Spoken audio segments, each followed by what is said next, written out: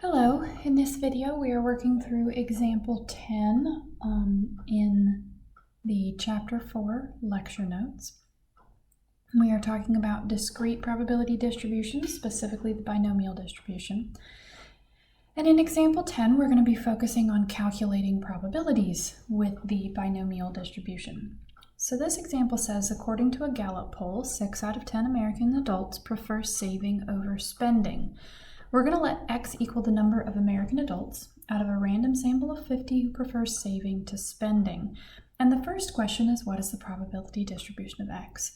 So of course, in this example, we're talking about binomial distributions, but let's go ahead and work through our requirements for binomial distribution to make sure that we actually do have one. So first off, we need to have a set number of trials. Well, notice we have a random sample of 50. So that's our set number of trials. N equals 50.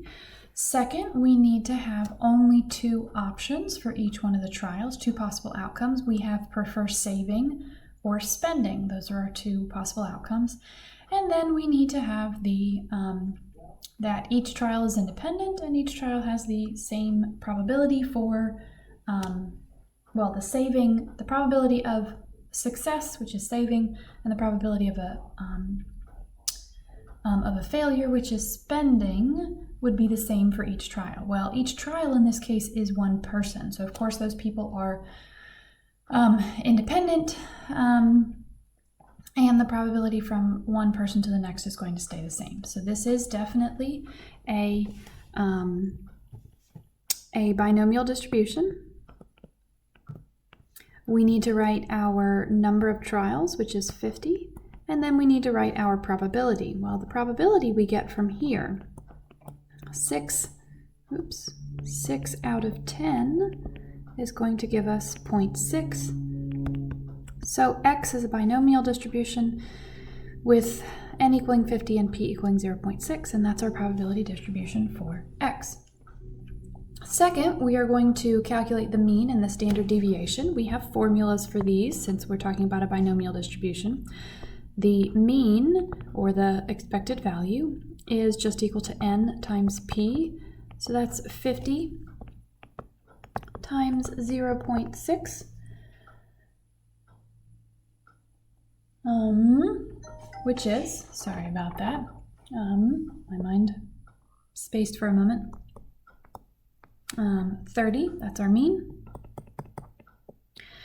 And then the standard deviation, we also have a formula for this. It's the square root of N times P times Q. So we have the square root of 50 times 0.6 times 0.4, which is equal to 3.46. And if we were asked to provide units here, our trials are talking about American adults. So we would have 30 adults here and 3.46 adults, but units are not required here. I'm just doing that for a learning experience. Okay, so now, number 3, use your calculator to find the following probabilities. First, the probability that 25 adults in the sample prefer saving over spending. Well, that's the probability that 25, exactly 25. So this is the probability that X is equal to 25. Now, remember when we are talking about an equality probability, we are going to use the binom PDF. P here stands for probability. Okay, so exact probability. Binom PDF, we are going to put in the N value, which is 50, the probability of success, which is 0.6, and then our X value, which is 25. So to illustrate that, I'm going to go to this online calculator here. We are going to go to the distribution menu, so second, VARs. Then I'm going to scroll down until I see the binom. There we go, binom PDF and binom CDF. We're going to select binom PDF, enter. We put in the number of trials, which is 50. We put in the p-value, which is 0.6. And we put in the x value, which is 25. Enter. Click enter on paste. Now what this does is it pastes the command into your calculator window. It does not execute it yet. In order to execute it, you have to press enter one more time, and there it calculates the probability.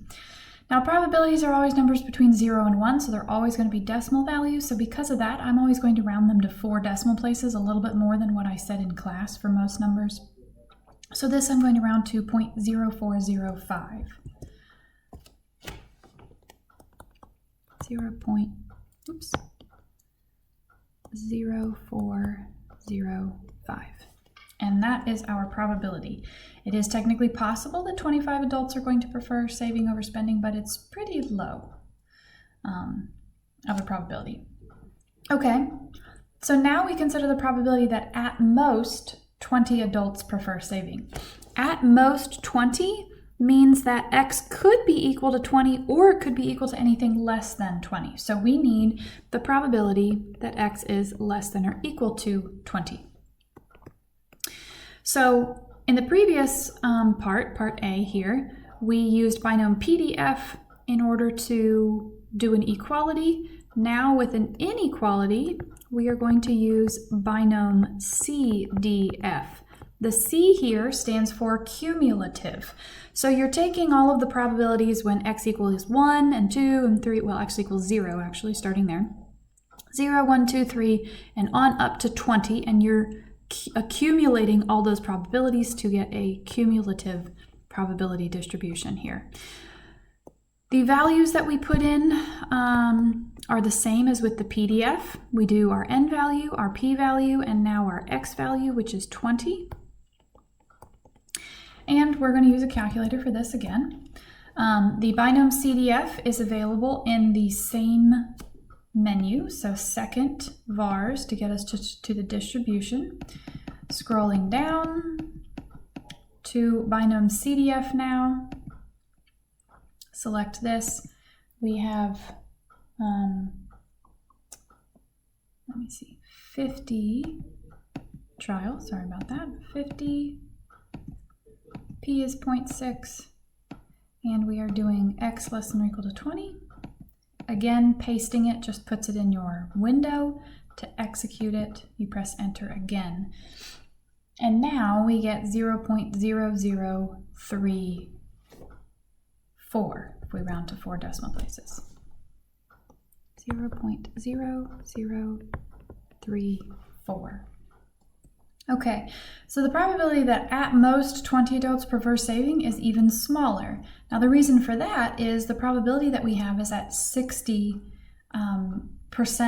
of adults, or 0.6. Each person there's a 0.6 probability. So we would expect to have around 30.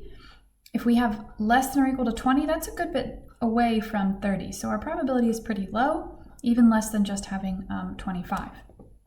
Now, our last problem for this example, what's the probability that more than 30 adults prefer saving? And I'm going to move this up a little so that I have space to do it here and I don't have to move down.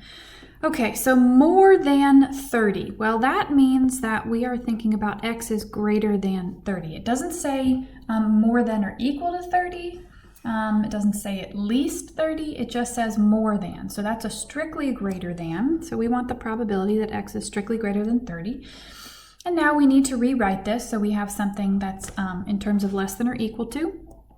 So we first need to write this as a 1 minus probability of x less than or equal to 30. We can include the equal to here because it's not included there.